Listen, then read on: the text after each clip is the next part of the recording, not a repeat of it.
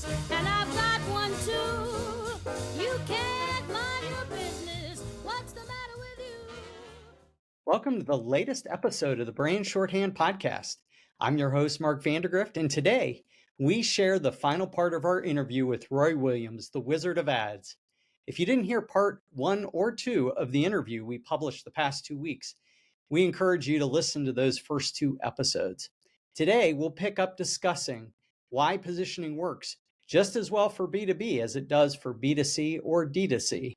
Roy, you made a comment in your book that because we fight this with positioning and we have to tell people, well, guess what? Jack Trout and Al Reese were actually talking about a B2B principle with Naugahyde when they first started this. They were at Uniroyal.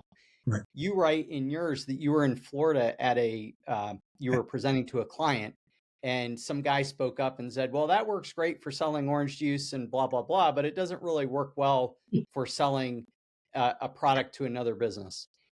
Kind of riff on what you just said, the psychology of it, and why it actually works maybe even better for those with small B2B budgets Right. that are trying to make a name for themselves.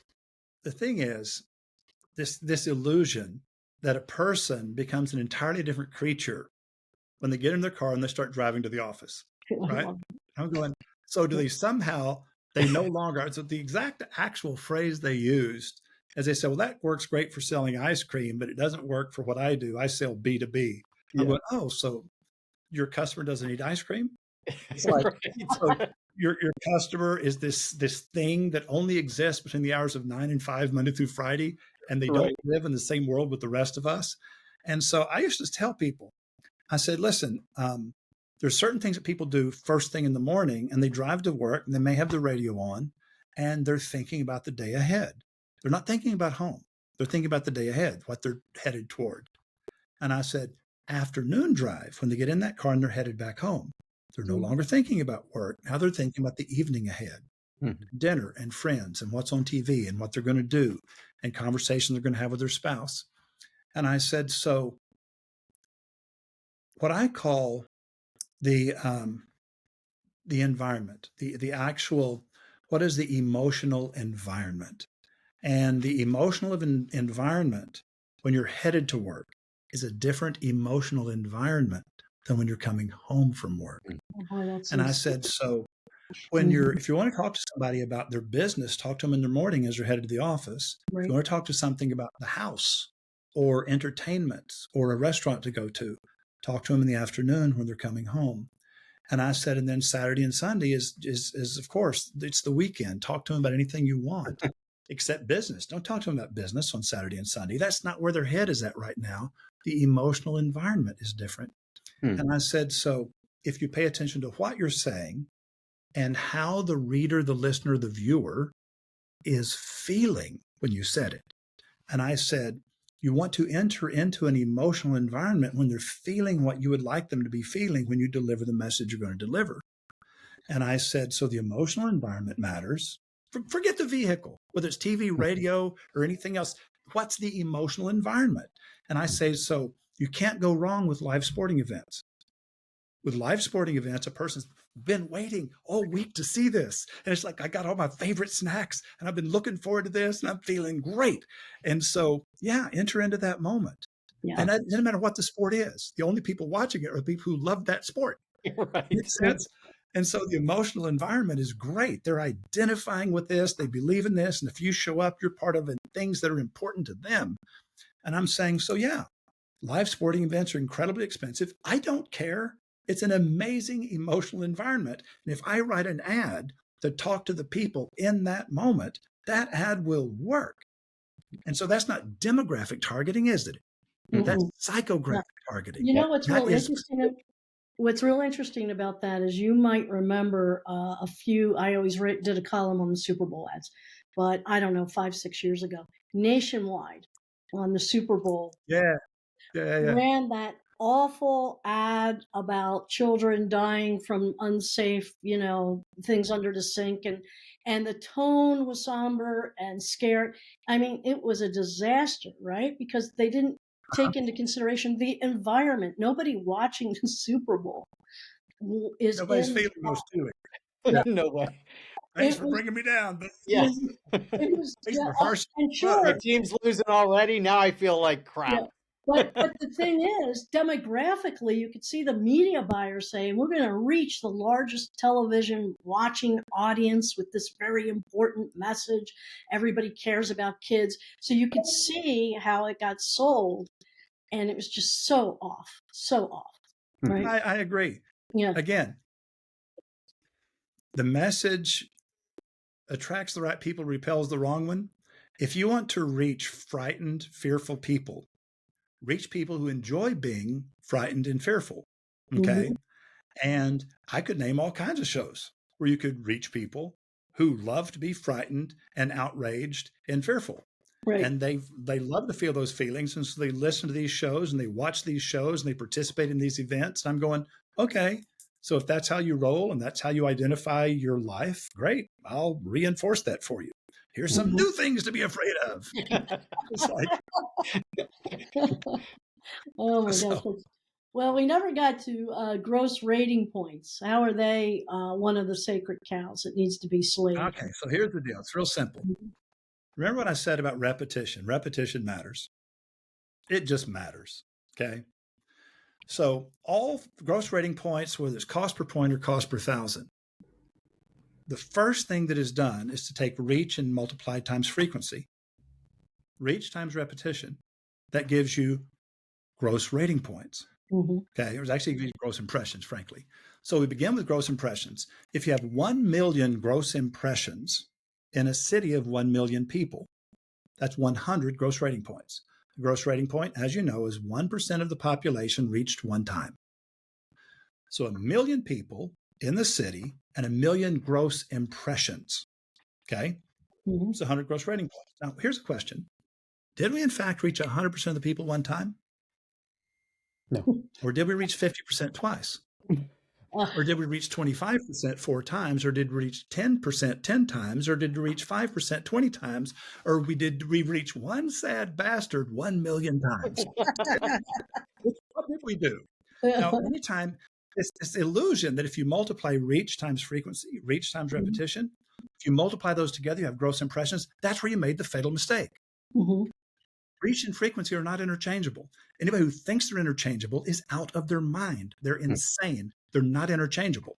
And so anytime you multiply reach times frequency to get gross impressions, anything you extrapolate from gross impressions is a freaking worthless number. You have literally no idea how many people you're reaching and how often you're reaching them. We reject any number based upon gross impressions. Cost per point and cost per thousand are two of the extrapolations of gross impressions. Mhm. And by the way, no media buyer on the face of the earth in 40 years has ever disagreed with me. But you know what they always say? That's just how everybody does it. That's just Yeah. how the industry is done. I'm going, doesn't have to be. We pull the data, we pull net reach, and we pull frequency separate. I can tell you exactly how many people we're reaching each week. Different people, unique visitors, so to speak. Unique. Mhm. Yep. How many different people are we reaching, and how often are we reaching the average one of them? And I will not reach anybody if it's what's called a personal people meter, PPM. Okay. Are you guys familiar with how Nielsen is monitoring broadcast today?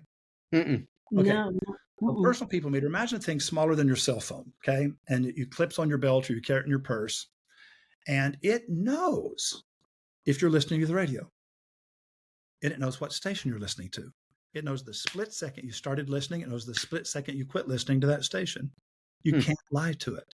And you carry this thing for 6 weeks. Now, do you understand anything about statistical measurement? The Gallup poll, for instance, okay?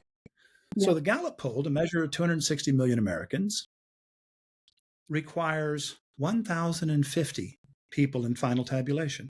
Mhm. Because the larger the universe, the smaller the percentage of the universe you need to measure. Uh-huh. The smaller the universe, Yep. the higher the percentage of the universe you have to query. So in a room full of 100 people, you have to ask the entire 100. You can't just ask 50 of them and assume the other 50 is going to reflect the first 50. It doesn't work that way. You're going to be horribly wrong. So the smaller the universe, and the universe of 1 million people, takes 392 people in final tabulation to reach 95% accuracy with, forget what the 5% the variable is. Okay, Yeah. forget the word. Mhm. Anyway, it's basically the Gallup poll result. Now, when the Gallup poll wants to get super hyper granular, it's 1,500 people in final tabulation. It's very rare. Do they go above 1,050? So it takes 1,050 to measure the United States of America, but it takes 392 just to measure a universe of only 1 million people. Yes. So in San Francisco right now, every day, 365 days a year, they measure 3.5 times as many people as it takes to measure the whole United States. Oh my gosh. And they do it, by the way, in little punk towns and little Dairy Queen towns with a Walmart and a Dairy Queen and a truck stop. They're measuring as many people in that town all day, every day, at least the size that it takes to measure the United States accurately. Wow. And so the sample sizes are staggering, and the collection of information is unimpeachable. It's digital. Nielsen can tell you more about radio and TV audiences than Google can tell you about the pay-per-click audience. And see, nobody knows this. Nobody does their homework. Everybody has their fingers so far up their nose, they have a little bump on top of their head. And I'm going, why? Why do so many Wait a minute, people I'm checking. in advertising not do their homework and find out how things are being measured, how they're being presented, and what's being hidden behind the back of the seller of the media? Well, it might be the headlines. If you look at Ad Age and some of the other publications, all you hear is griping and complaining about the way Nielsen does things. I had not heard that, and I've read a lot of reviews about changing the way Nielsen does things. People make stuff up. And No. you know who starts all that stuff? Anytime. Advertisers. Yeah, no. It's the broadcasters. Yeah. When they have a bad ratings book, they just trash Nielsen. And Uh-huh. I'm going, Nielsen is unimpeachable. Nielsen is your best friend. And if you had a bad book, correct what went wrong, because it wasn't Nielsen that screwed up, it was you. Wow. Now fix what you did wrong. When did this change? Oh, about 12, 14 years ago. Really? Oh Yeah. my goodness. Personal people meter? Google it. I'm saying personal people meter. As I always say personal. It's wrong. It's portable people meter. Portable. I've been saying personal people meter for 25 years, and it's actual portable people meter, PPM. Okay.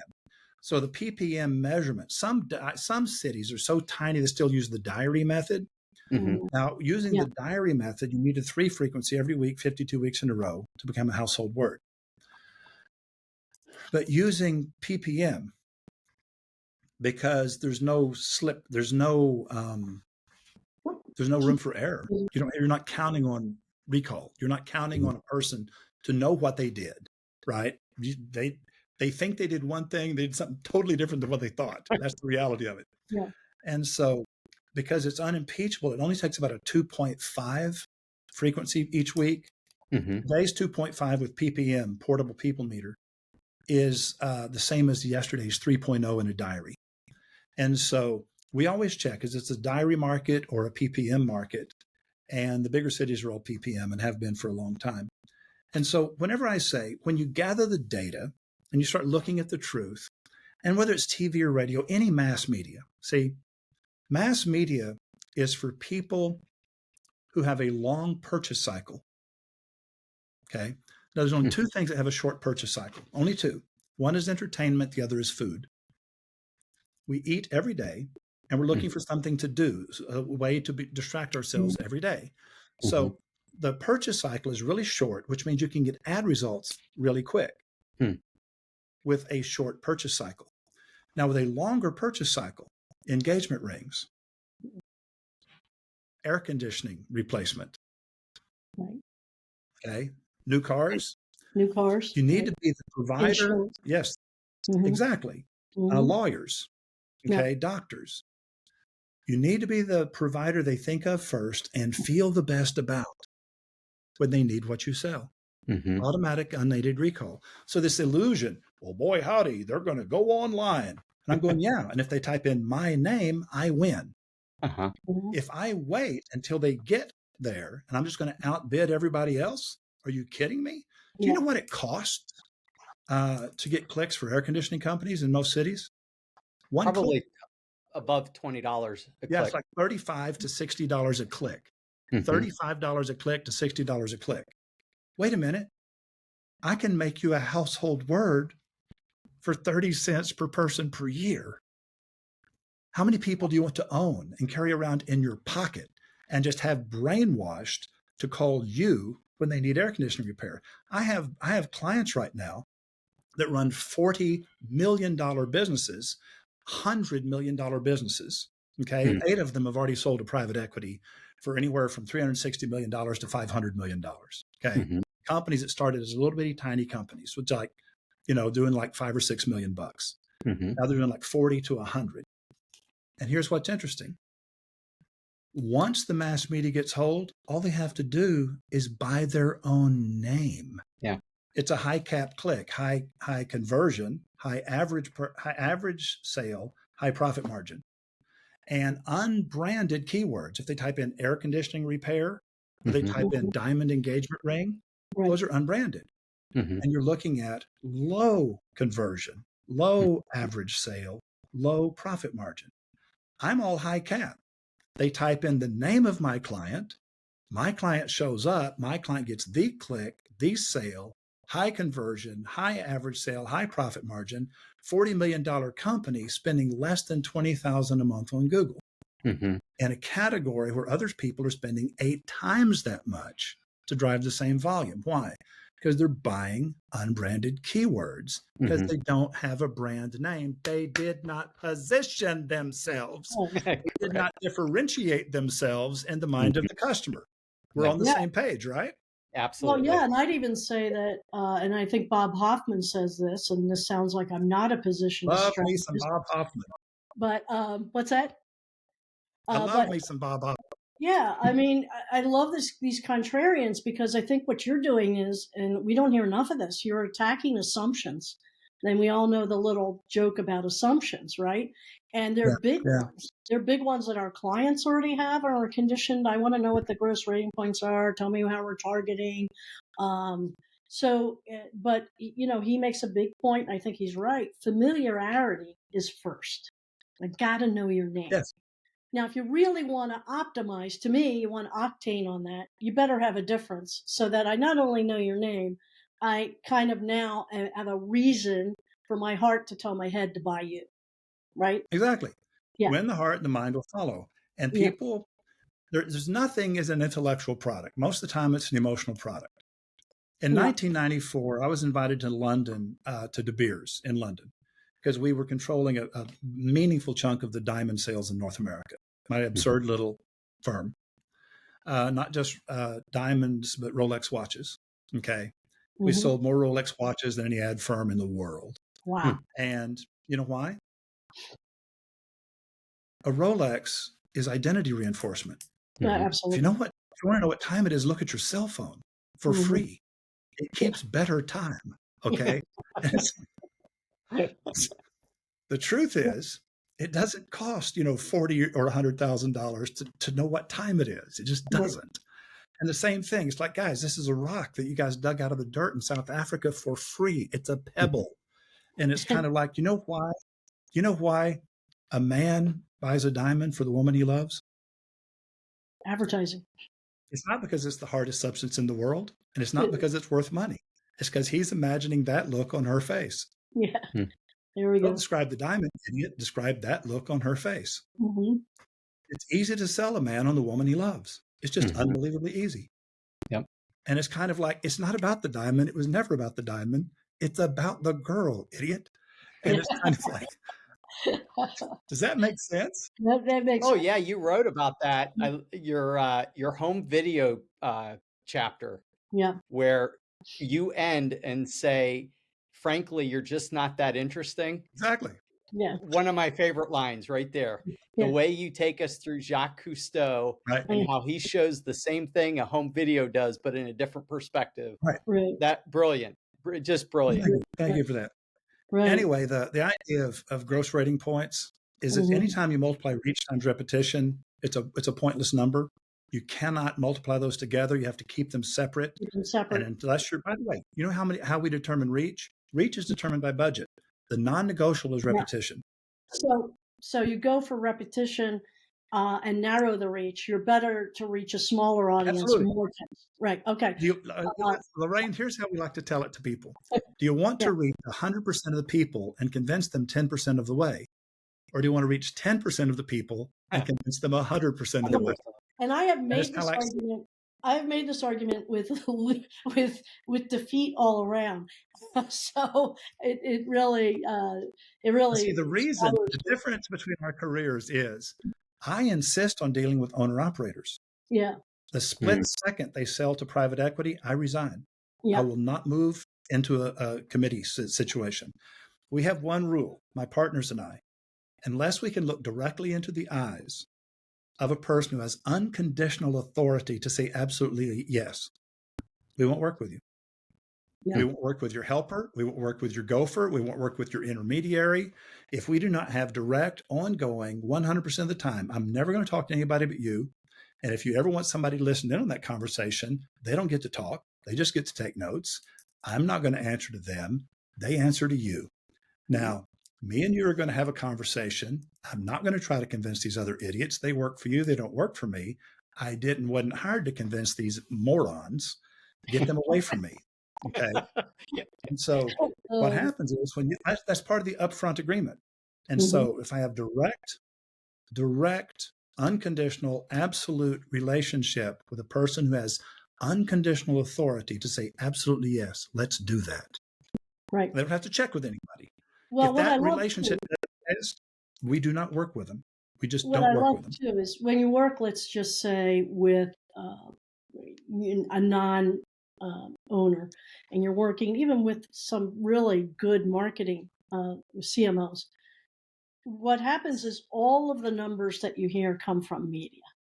They don't. No one's talking about your business and how you're using that money, and is it a better value to do pay per click versus what we just heard Nielsen does, or doing unbranded.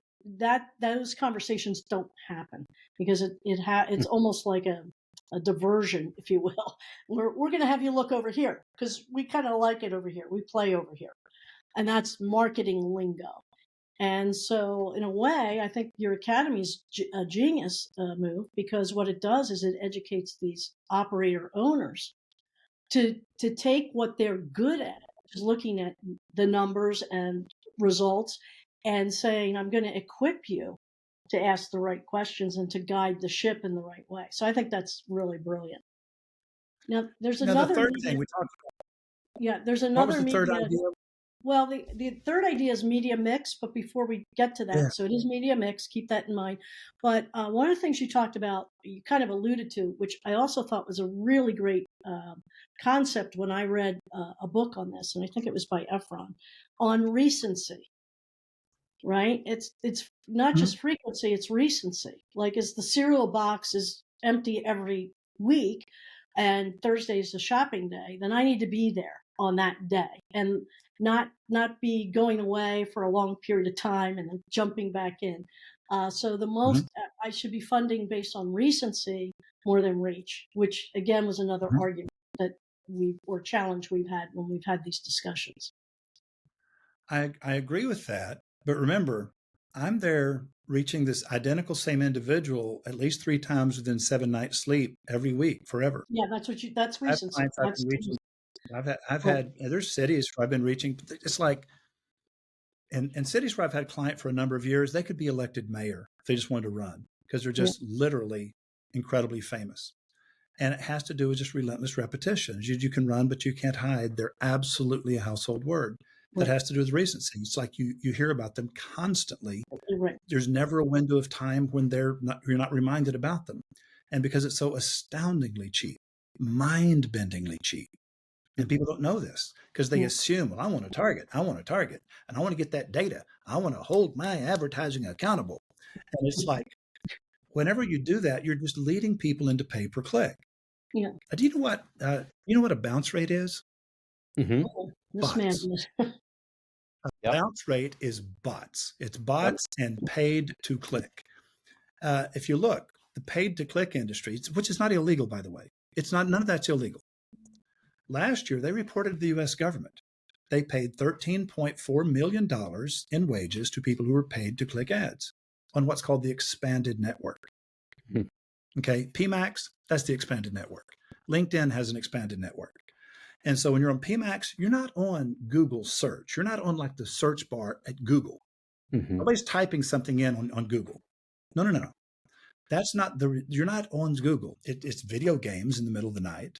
And Mhm. it's all kinds of little private networks because it gives the providers, not just Google, but LinkedIn and Bing and all of them, unlimited inventory, literally unlimited inventory. Wow. And it's not on Google and it's not on LinkedIn. It's on these expanded networks, which Right. are these illusionary things.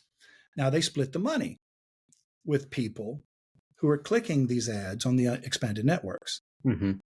So this is, by the way, reported to the government.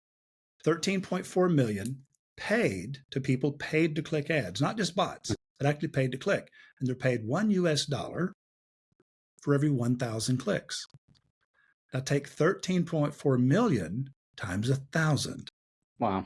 Straight up click fraud by actual human beings being paid in the Sudan and in Ethiopia and in Egypt and emerging economies. They're being paid a US dollar to click 1,000 ads on these expanded networks.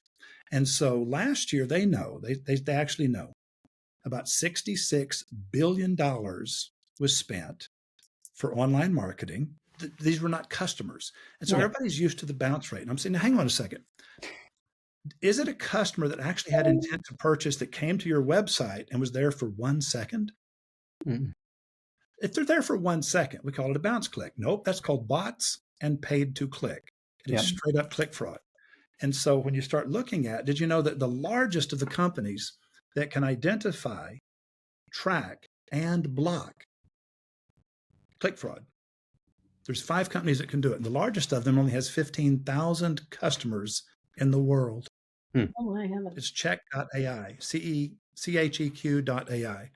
And there's another one that's really good called CeaseClick, CEASE click.com, CeaseClick.com. Both of them are really good. There's 6 million businesses in America with employees. There's 17 million sole proprietors with no employees. It's just Ralph of Ralph's Radiator Shop, Ralph speaking. There's 17 million of those. There's 6 million businesses just in the US. And the biggest of these companies only has 15,000 clients. Wow. Okay. And so on all my websites, I've got check.ai blocking the fraudulent clicks. You can't imagine how many clicks they block every month Oh my of heavens. people that were bots and paid to click. And why does nobody know about this? Because it's in nobody's best interest. Mark, Yeah. Lorraine, if Yeah. you're getting paid a percentage of the spend, why do you want people to spend less? Yeah. Absolutely. And Oh, whenever yeah. you opt out, I by the way, know. you don't opt into these expanded networks, by the way, you're automatically opted in. And when you Mhm. opt out of the expanded networks, they lose their mind. They will schedule a call for you with a counselor to tell you why you're making a horrible mistake. Oh, I'm please, totally I don't need serious. more counselors. Well, we get that. We actually get that when we don't include the display network. Yes. We get calls because all we care about is the Google SERP. search. All Real we want search. is the search engine results page, the SERP. And when you opt out of a display network or anything else, we They get lose their mind. an email and they want to You're going to pay so tell much you what more you per need to click. do. Oh, your cost per click is going to go up. Yeah, but it's actual human beings. Yeah, And it's like exactly. your spend will go to half. You'll spend half as much money, but your results will not go down in the slightest. Right. If you discontinue the expanded networks, okay, Yeah. your results don't go down, but your cost per click goes way up, Mm-hmm. but your spend goes to half. Roy, I want to do a check on time here. You've already given us an hour and a half, and we only scheduled you for an hour. Do you have Well, listen, I'm couple sorry more that questions? all of my answers are so long-winded. I was on the edge of my seat with every one of your answers, so Ah, I'm sure our listeners will be too. listen, Mark, Lorraine, I've enjoyed it enormously. I have huge and profound respect for what you do. And I do endorse and believe that you are the world's #1 positioning agency. Thank my you. gosh, that's great. I'm privileged to be talking to you. That completes our interview with the Wizard of Ads. We hope you enjoyed this 3-part interview with Roy Williams. Please like, share, comment, shout it from a mountaintop, and subscribe. Next week, we'll wrap up our first podcast season with a summary discussion of Roy's books and a recap of season number 1. Until then, have an amazing day. Nobody's business but my own.